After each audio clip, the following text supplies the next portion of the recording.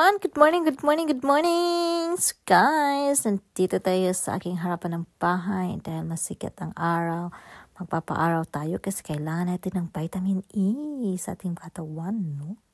Vitamin E yan, vitamin C.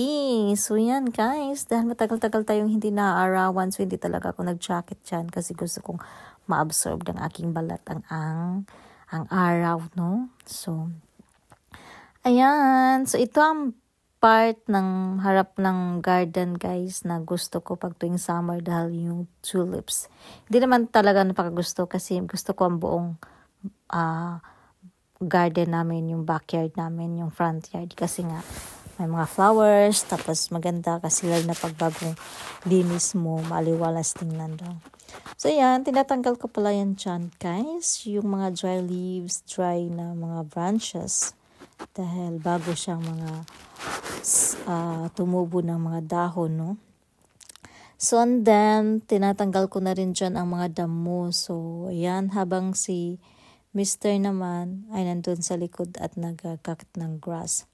So, ang pinakaganda talaga guys, kung nakita nyo ang aking tulips. Wow! Napakaganda. Malalaki yung bulaklak niya. Tsaka, maganda talaga siyang tingnan. Tsaka ngayon, napaka-healthy, matataba ang aking mga tanim.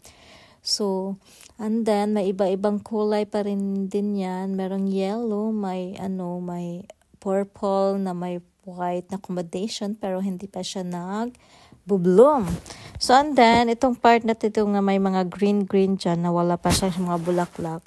Parang magbulaklak lang siya pagkatapos ng tulips, guys. So, yan. So, yan, guys. And then, later,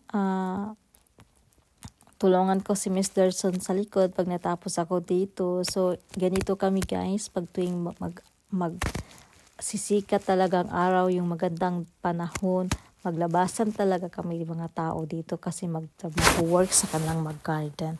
Kasi ang problema, pag malaki kang garden, kailangan mo talaga i-maintain na mag-cut ng grass, ganyan-ganyan, kailangan mong ayusin, ganyan. So, yun lang, pagod pero okay lang kasi sulit naman.